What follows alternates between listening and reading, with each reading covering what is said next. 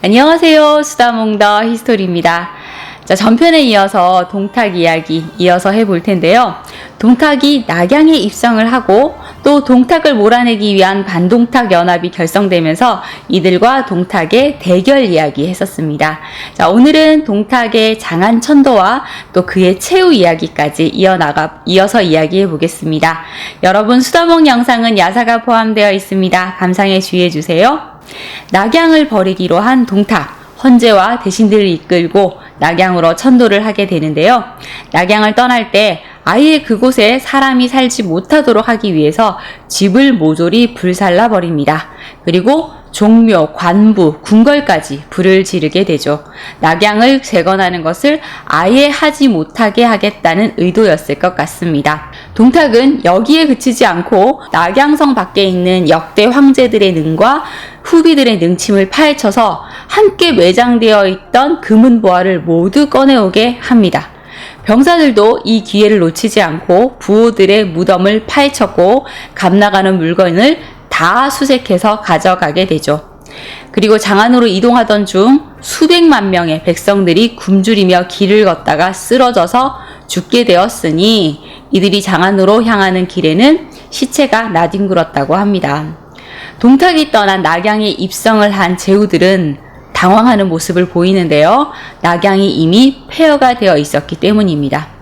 조조는 이대로 동탁을 보낼 수 없다. 지금이라도 추격을 하면 동탁을 칠 수 있다 하며 다른 제후들을 설득했는데 제후들은 조조의 말을 듣지 않죠. 조조는 결국 혼자서 동탁을 추격하는데요. 동탁은 이미 누군가 추격해 올 것을 알고 있었기 때문에 대비를 해둔 상태였고 조조는 매복에 걸려 만여 명의 군사 대부분을 잃고 쓰디쓴 패배를 맛보게 됩니다. 거기다가 후퇴를 하던 중 어깨죽지에 화살을 맞고 말에서 떨어지는 사고를 당하는데 사촌 동생 조홍이 자신의 말에 태워서 조조를 구합니다. 조조가 난 이미 틀렸어. 너라도 어서 도망가 라고 얘기를 했는데 천하를 위해서라도 형님이 꼭 사셔야 합니다 하며 조홍은 조조를 말에 태워서 열심히 달렸고 강을 건널 때는 조조를 업고 차가운 강물을 건너 조조를 구해냅니다. 조조가 다시 낙양으로 돌아왔을 때는 겨우 500여 명의 군사만이 뒤를 따르고 있었다고 하네요. 190년 3월 동탁 일행은 장안에 도착을 했고 헌제는 보수를 마친 미양궁에 머물게 됩니다. 그리고 동탁은 장안 밖 50리에 있는 미호라는 성체, 그러니까 요새를 짓고 그곳에 머물게 되는데 기록에 따르면 그곳에 30년은 좋게 먹을 곡식을 쌓아두고 동탁이 말하기를 이를 이루면 천하를 운거하고 이루지 못하면 이곳을 지키며 좋게 노년을 마칠 것이다 라고 했다고 합니다. 후한서 동탁열전에는 이 미호성의 보물창고에 황금이 2, 3만 근, 은이 8, 9만 근, 비단이 산처럼 쌓여 있었다라는 기록이 있으니까 많은 재물이 그곳에 쌓여 있었던 것 같네요. 하지만 이것은 조금의 과장은 있지 않나 싶습니다. 동탁이 정권을 잡은 것은 2, 3년에 불과하고 또 장안으로 천도를 하고 정권을 유지한 것도 1년 남짓밖에 되지 않습니다. 그 기간 동안 그 엄청난 양식과 재물을 모았다라는 것은 좀 과장이 아닌가 싶습니다. 역사는 역시 승자의 기록이다 보니 이 동탁의 악행이나 재물 갈취에 대한 과장이 좀 있을 것으로 짐작이 되고요. 이 기록 역시 조금은 과장이 있지 않나 싶네요. 동탁이 별도로 미호성을 쌓은 것에도 자신의 별채, 별장으로 쓰기 위한 목적이었다라는 기록을 많이 남겼는데 사실 동탁이 미호성을 쌓은 것은 전투 요새가 필요했기 때문입니다. 이 탁 트인 위치에 있는 장안은 좀 방어에 불리하다는 생각을 했기 때문에 효과적인 수비를 할 수 있는 전투 요새가 필요했고 그래서 미호성을 쌓은 것이죠. 그리고 가득 쌓아두었다는 그 식량은 아마 군량이 아니었을까 싶습니다. 왠지 이런 얘기를 하니까 동탁을 두둔하는 것 같은 뉘앙스가 있는 것 같은데 사실 동탁이 나쁜 짓을 많이 한 것도 사실이지만 뛰어난 전략가의 면모를 보인 것도 사실이기 때문에 개인적인 사족을 좀 달아보았네요. 동탁 얘기를 계속 이어나가 보면 장안으로 천도한 후 믿을 건 역시 친족들 뿐이다 라는 생각을 했던지 자신의 친인척들에게 권력을 골고루 나누어 주는데요. 또 후한서에 따르면 동탁의 친족이라면 어린아이라도 열후에 봉했다라고 하니까 동탁의 친인척들은 모두 한자리 하면서 동탁과 함께한 듯 싶습니다. 동탁의 막내 동생 동민은 좌장군이 되었고 열후에 봉해졌으며 또 형의 동생인 동항은 시중과 중군 교의가 되어서 군사들을 통솔했다고 합니다. 그리고 동탁 자신은 향락을 누리고 온갖 전행을 일삼았다라는 기록이 많이 남아있네요. 자, 한편 동탁이 버리고 간 낙양에 입성을 한 손견, 뜻밖의 한나라의 전국 옥새를 찾아 손에 넣게 됩니다. 연희에 따르면 낙양궁성의 이 폐허가 된 우물 속에서 궁녀의 시체를 꺼냈는데 그 궁녀가 옥새를 꼭 껴안고 있었다라는 묘사가 있죠. 전국 옥새는 진시 황제 이후에 이 황제나 황권을 상징하는 물건이 되었는데요. 천하를 제패하는 사람이 가지는 물건이다 라는 이미지가 만들어져서 전국옥새를 차지하는 사람이 곧 천하를 차지할 것으로 생각하는 사람들이 많았습니다. 그 전국옥새가 손견의 손에 들어간 것인데요. 연희에서는 손견이 이 전국옥새를 손에 넣고 이건 내가 황제가 되라는 뜻인가 하면서 새로운 야망을 품었고 이 옥새를 가지고 장사로 돌아가려고 하다가 이것을 눈치챈 원소의 사주를 받은 유표군의 습격을 받아서 유표와 원한이 쌓이게 됩니다. 그래서 그 복수를 하기 위해 강화군을 점령하고 양양을 포위하던 중 전사한 것으로 묘사하고 있죠. 그리고 유표에서 패전의 근거지를 잃은 손견의 아들 손책이 전국옥새를 원술에게 바치고 그 대가로 군사 3,000 정도를 얻어서 강동으로 돌아가 오나라를 세웠다라고 묘사하고 있습니다.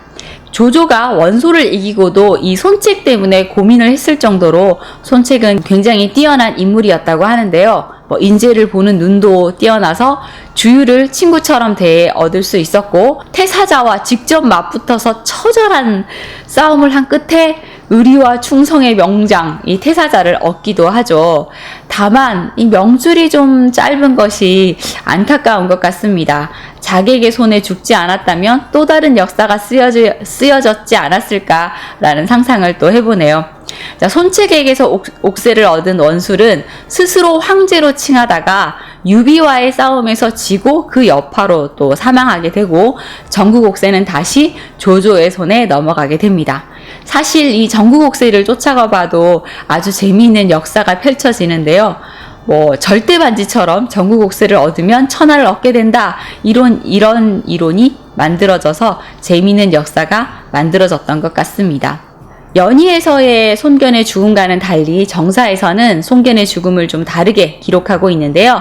손견은 동탁의 장안천도 후에 예주에 주둔하면서 원소 세력과 싸우게 됩니다. 그리고 원술은 유표에게 군머 원조를 좀 해달라고 요청을 했는데 유표가 이를 거절하자 화가 난 원술이 유표를 응징하기 위해서 손견을 보냅니다. 그러자 유표는 황조를 보내서 손견과 맞붙게 하는데요. 손견은 황조를 상대로 잇따라 승리를 거두면서 유리한 전황을 이끌어 나가죠. 불리해진 유표는 황조를 내보내서 포위망을 뚫고 나가 군사를 모은 뒤에 다시 합류하려는 전략을 취했는데 손견은 놓칠 수 없지 하며 또 황조를 추격해 나가는데 불행하게도 황조를 쫓아가다가 매복해 있던 황조군이 쏜 화살에 맞았고 또 돌에 맞아 머리가 다 깨져서 내수를 흘리며 죽었다라는 기록이 남아있네요.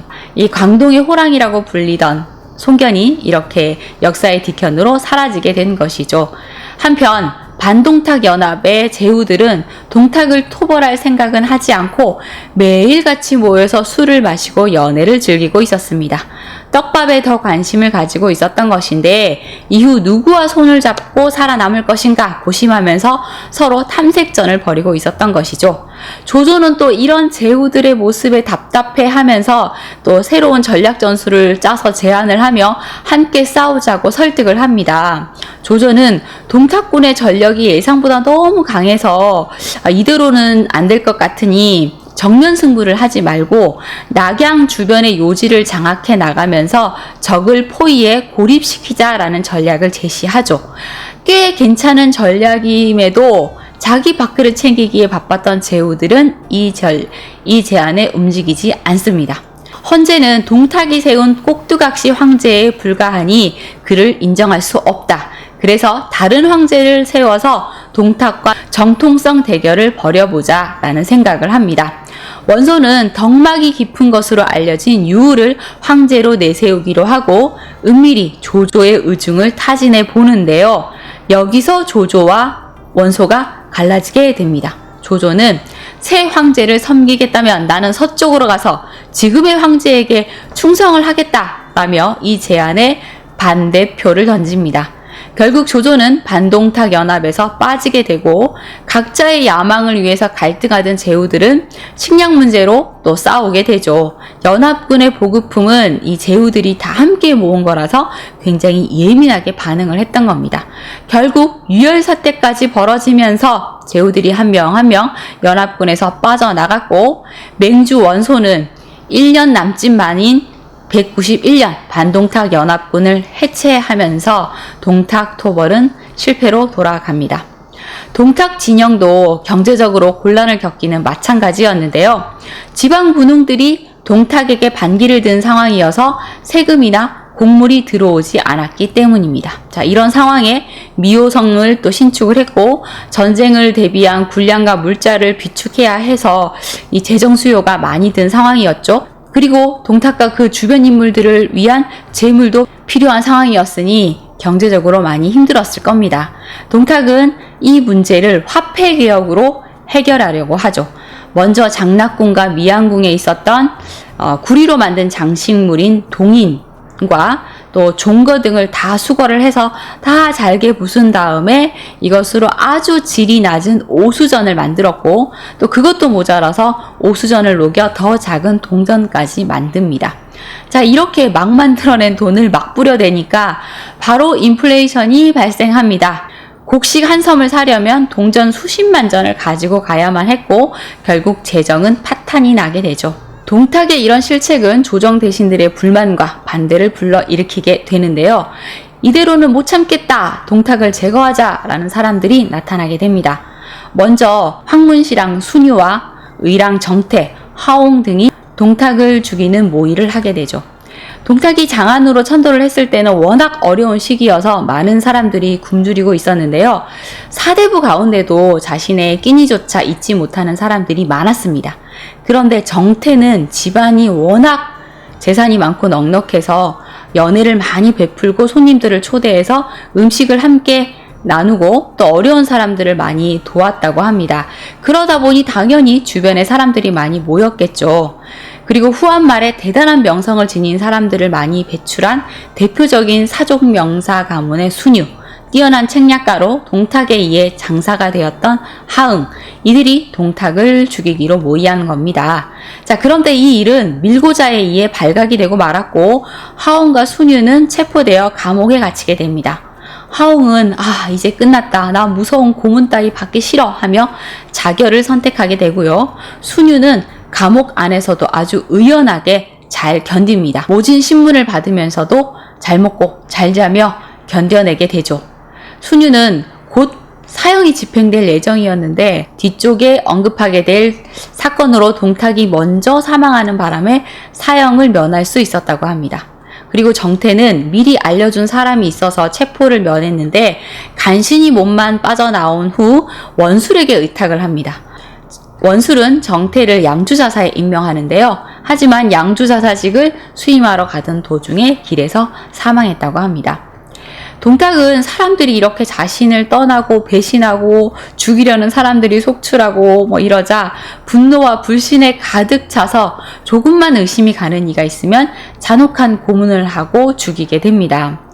어느 날 동탁은 장막을 설치하고 이 대신들을 다 불러 모아서 함께 술을 마셨는데 북지군에 항복한 수백 명의 사람들을 묶어서 주변에 모아두고 이 사람들의 혀를 자르고 손과 발을 절단하고 눈을 뽑아서 큰 가마솥에 삶습니다. 아직 살아있는 사람들은 땅에 엎드려 있는 상태였는데 그 사이를 술잔을 들고 왔다 갔다 하니 이 모여있던 대신들은 벌벌 떨면서 제대로 먹지 못하고 그릇과 젓가락을 내려놨는데 동탁만 태연하게 술을 마셨다고 하네요.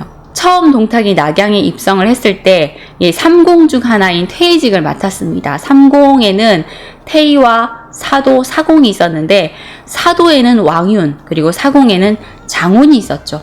그런데 장안천도 후에 이 장혼이 원술과 내통했다는 혐의를 받아서 동탁에게 맞아 죽게 됩니다. 동탁 영상 제가 1편에서 말씀드린 적이 있는데 장혼은 마등 한수의 난을 진압할 때 동탁의 상관이었죠. 그때 동탁이 굉장히 불손한 태도를 보였을 때 손견이 동탁을 죽여야 합니다 라고 주장을 했었는데 장혼이 뭐 그렇다고 죽이기까지 하냐 하며 동탁을 살려줍니다. 그런데 동탁은 이때부터 장혼에게 쌓인 감정이 있었던 겁니다. 그래서 사람을 시켜서 장혼이 원술과 내통을 했다라는 고발을 하게 했고 결국 그를 때려 죽인 것이죠. 동탁의 이런 전행을 더 이상 두고 볼 수 없다라고 또 결심한 이가 있었으니 삼공 중 나머지 축인 사도 왕윤입니다. 왕윤은 원래 굉장히 강직한 성격을 가지고 있었는데 그 성격을 숨기고 동탁에게 몸을 굽혀 일단 신뢰를 얻습니다. 동탁은 헌제를 즉위시킨 후에 왕윤에게 장안천도를 하는 일을 맡겼었는데요. 왕윤은 상제를 모시고 먼저 장안으로 가서 이 장안에 무너진 궁성을 수리하고 황실을 안정시키는 데 최선을 다합니다. 그리고 또 사람들을 낙양에 보내서 궁궐내에 보관되어 있던 한나라의 역사 기록 그리고 석실에 감춰져 있던 비기와 도참서 등 중요한 서적들을 다 가지고 와서 분류 정리를 해서 한나라의 명맥을 잇는 데 노력을 많이 하죠. 이렇게 자신의 할 일을 하며 조용히 고개를 숙이고 있던 왕윤도 자 이제는 한계다라는 생각을 했고 동탁을 제거하기로 마음먹습니다. 자 그러려면 동탁과 가까이 할 수 있는 사람을 매수해야 되는데 이때 왕윤의 눈에 띈 사람이 여포입니다. 동탁 스스로도 자신이 사람들을 잔인하게 죽이고 있고 또 자신을 증오하는 사람들이 많다라는 것을 잘 알고 있어서 어디를 가든 항상 여포가 호의를 하게 했는데요. 동탁이 워낙 성격이 급하고 다혈질이어서 일단 화가 나면 뒷일을 생각하지 않았습니다. 그래서 화가 나면 옆에 있던 수국을 뽑아서 던지기도 했는데 당연히 백발백중이어서 이 수국에 맞아서 죽거나 상하는 사람들이 많았습니다. 그런데 여포에게도 이 수국을 던졌다는 겁니다. 여포가 신경을 건드리는 말이나 행동을 하면 수국을 던진 건데 여포야 워낙 운동신경이 좋은 사람이니까 재빨리 몸을 피해서 수국에 맞지 않았고 이후에 동탁에게 고개를 숙여 사죄를 하면 그제서야 동탁이 화를 풀었다고 하네요. 하지만 여포의 마음은 편할 리가 없습니다. 천하 제일 무사를 이리 대하다니 하며 원망하는 마음을 조금씩 가지게 되죠. 거기다가 여포가 동탁의 눈치를 보며 불안해야 할 일이 하나 더 있었는데요. 동탁과 여포는 부자지간의 연을 맺기도 했으니 여포는 동탁의 집안에 드나들게 됩니다. 그러다 보니 동탁의 안식구나 비첩들과 접촉이 잦았는데요. 그러면서 동탁의 시녀 또는 비첩과 사통을 하게 됩니다. 사통을 할 때는 좋았겠으나 또 한편으론 이것이 들킬까 두려워하는 마음을 가졌겠죠. 그런데 왕윤이 이 사실을 알게 되고 이런 여포의 마음을 이용하게 됩니다. 왕윤은 어느 날 여포를 집안으로 초대를 해서 함께 술잔을 기울이며 은근슬쩍 여포를 자극하는 말을 하는데요. 천하의 용장이 남의 손에 죽임을 당할까 두려워했어야 되겠소? 진정으로 강한 사람은 남에게 통제되지 않는 법이라고 스스로 운명을 개척해야 하지 않겠소? 좋은 방법이 없겠습니까? 여포는 아둔해서 길을 잘 모르겠습니다. 왕윤은 돌려 말하지 않고 바로 자신이 동탁을 죽일 계획을 세우고 있으며 여포 당신도 그 계획에 함께 했으면 좋겠다라는 말을 합니다. 그러자 여포가 동태사와 나는 부자지간인데 어찌 그럴 수 있겠소? 라며 손사래를 치는데 왕윤이 아니 당신은 성이 여시고 동탁은 동신데 어떻게 부자지간이란 말이요? 낳고 기른 것도 아니지 않소? 그리고 동탁이 당신에게 창을 던졌을 때 이미 부자지간의 의리는 끊어진 것이나 마찬가지요. 그리고 당신이 동탁을 죽인다면 이건 개인적인 복수가 아니라 나라를 위해 큰 일을 하는 것이니 당신은 한나라의 영웅이 될 것이요 라며 부축입니다. 그러자 주저하던 여포는 그래 나 여포 영웅 한번 되어보자 하며 또 왕윤의 계획에 함께하기로 하죠. 삼국지 연의에서는 사도 왕윤이 자신의 아름다운 딸 초선을 이용해서 동탁과 여포 사이를 이간질시켜서 동탁을 제거한 것으로 묘사되어 있는데요. 그래서 초선이 중국의 4대 미녀 중 한 명으로 꼽히고 있긴 한데 사실 연의 속 상상의 인물이어서 4대 미인에 넣는 것이 맞는가? 라는 의문을 살짝 가져봅니다. 왕윤과 여포가 이렇게 손을 잡고 동탁을 제거할 계획을 세우고 있을 때 장안의 이 거리에는 아이들이 이상한 노래를 부르고 다닙니다. 천리초 하청청 11복 유불생. 천리초가 저리도 푸르지만 10일이 지나면 어찌 살아남으랴 라는 뜻의 노래였는데요. 천리초는 동탁의 성인 동자를 분리한 말이고 11복은 탁자를 분리한 것이죠. 동탁이 사실 굉장히 포악한 사람이긴 하지만 동탁에게 은혜를 입은 사람도 많았어요. 그러다 보니 동탁의 죽음을 막고 싶어하는 사람들도 많이 있었을 것인데요.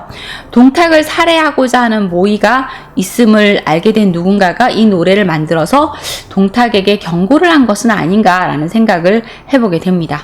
그리고 192년 4월 왕윤은 오랫동안 좀 감기를 앓아서 아팠던 이 헌제의 병세가 많이 좋아졌으니까 황제의 쾌유를 축하하는 명분으로 축하연을 열고 그 자리에 동탁을 오게 합니다. 그리고 이때 동탁을 죽이기로 계획을 세우죠. 사실 최근에 여러 가지 불안한 마음이 있었던 동탁이 미호성에서 나오고 있지 않았기 때문에 이때가 동탁을 해치울 절호의 기회였습니다. 자, 연회가 열리는 날 동탁이 말을 타고 출발을 하려고 하는데 말이 자꾸 놀라면서 출발을 하려고 하지 않자 여러 첩 중에 한 명이 오늘 좀 뭔가 불길합니다. 연회에 가지 않으시면 안 될까요? 라는 얘기를 했지만 무슨 별일이 있으려고 하면서 동탁은 출발을 하게 됩니다. 하지만 마음에 불안이 있었던지 300명의 철갑병으로 단단히 호위를 하죠. 그리고 동탁이 장안 성문 안으로 들어서려고 했는데 이 남루한 옷을 입고 있는 어떤 도사가 입구자가 쓰여져 있는 깃발을 한 손 한 손에 들고 서 있는 겁니다. 동탁이 그걸 보고 저게 무슨 뜻인가 하면서 다시 물었는데 이미 동탁 살해 계획에 함께하기로 한 이숙이 아유 신경 쓰지 마세요. 미친 노인네일 뿐입니다 하면서 이 병사를 시켜서 그 도사를 쫓아내죠. 사실 이 입구자 두 개를 합치면 여자가 되는 거니까 동탁에게 여포를 경계하라는 뜻이었습니다. 동탁이 죽음을 피할 마지막 기회였는데 이것을 또 놓치게 됐네요. 그리고 연회장에 들어가기 직전에 동탁이 탄 수레가 부서지면서 또 말이 놀라 넘어지는 일이 일어나는데 동탁은 뭔가 좀 불길하다 돌아갈까라고 또 한 번 망설입니다. 그런데 이때 여포가 그런 일로 그러십니까? 모두들 기다립니다. 어서 들어가시죠. 라고 말을 하는 통에 안으로 들어가는데 혹시나 하는 마음에 이 옷 속에 갑옷을 겹쳐 입고 연회장으로 들어서게 됩니다. 자, 동탁이 궁궐의 앵문 안으로 딱 들어섰는데 그때 매복해 있던 수십 명의 위사들이 동탁을 둘러쌌고 이숙이 쳐라! 하고 신호를 내리자 위사들이 칼을 뽑아 무작위로 동탁을 찌르게 됩니다. 이때 동탁은 갑옷을 입고 있었기 때문에 팔을 다쳤을 뿐 바로 쓰러지지 않았고 큰 소리로 여포는 어디 있느냐 하며 여포를 부르게 됩니다. 그때 여포가 달려오자 동탁은 자신을 지키려고 오는 줄 알고 안심을 했는데 여포는 동탁에게 조서를 받들고 도적을 토벌한다 하며 창을 겨눕니다. 그러자 동탁이 여포에게 막 욕설을 퍼붓는데 여포가 곧바로 창을 들고 동탁을 찔러 넘어뜨렸고 그때 병사들이 달려들어 동탁의 머리를 베어버립니다. 자, 이렇게 동탁은 사망하게 되었고 동탁의 시체는 저작거리에 내팽겨쳐졌습니다. 동탁이 죽자 백성들이 거리로 나와 노래를 부르며 춤을 췄다고 하고 그의 머리와 시신은 사람들의 발길질에 이리저리 굴러다니고 또 비대해진 몸은 심지에 불을 붙여서 태워 백성들의 한을 풀었다라고 기록되어 있네요.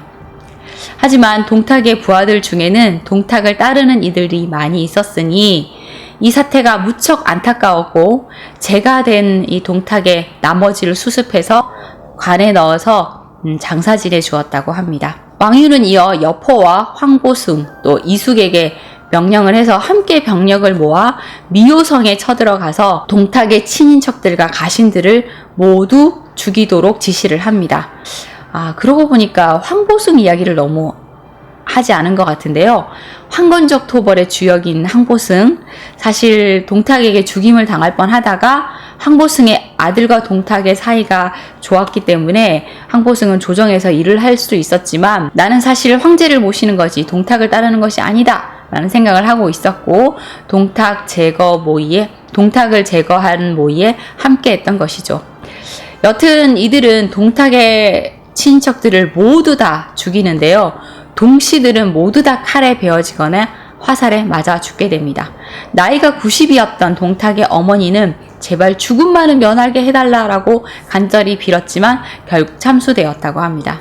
역사서의 기록에 따르면 동탁은 초기에는 의협심이 강한 충신이었고 후기에는 탐욕스러워진 인물이라고 되어 있습니다. 하지만 인재를 알아보는 눈이 있는 인물임은 분명했는데요. 여포를 등용했고 조조를 높이 사서 함께한 것도 그렇고 채용을 등용한 것을 봐도 그렇지요. 집권 과정에서는 굉장히 뛰어난 집권력과 센스를 보여주었는데 뭔가 정권을 장악한 후에 그의 행보가 스스로를 몰락에 빠뜨린 것이 아닌가라는 생각을 해보네요. 그리고 또 한편으로는 동탁의 출신을 얕보며 앞에서는 허리를 굽혔지만 뒤에서는 동탁 따위에게 정권을 내줄 수 없지 하며 칼을 갈던 지방 군웅들과 또 중앙 집권 세력들의 배신도 동탁의 몰락에 한몫을 했다라는 생각을 하게 됩니다. 자, 오늘의 이야기는 여기까지 마무리를 하려고 하는데 동탁은 이렇게 사망을 했지만 그의 사후 헌재와 남은 이들의 이야기가 있어서 동탁의 이야기는 한 편 더 진행을 해볼 예정이니까 잠시만 기다려 주시면 좋겠습니다. 여러분 오늘의 이야기 재미있으셨다면 구독과 좋아요 부탁드립니다. 지금까지 수다몽더 히스토리였습니다. 감사합니다.